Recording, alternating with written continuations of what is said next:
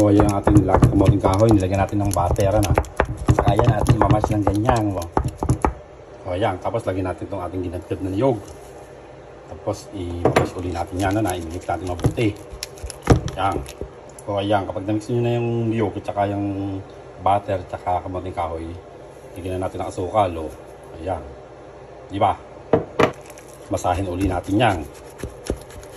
Ngayon, ilagay na natin ang ating gatas na malapot. Ang ating huling ingredients na. Ayan. Pwede haluin na naman natin yung halong-halo. Ayan ang nilupak. Sarap. O ayan, tapos na ang ating nilupak. Tayo ay maghihiwalay ng kalahati. Yung kalahati, lagyan natin ube. Lagyan natin ng flavor ng ube. O, diba? Ang sarap. Ayan, nakapagbukod na tayo.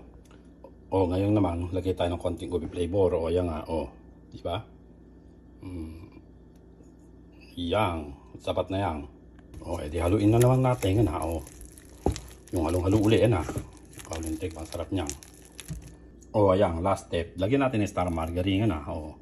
Kaulintik, ang sarap niyan O, ayan na ang ating nilupak. Plain and ube nilupak na may margarine na. Bang sarap. O, diba? Bang sarap niyan.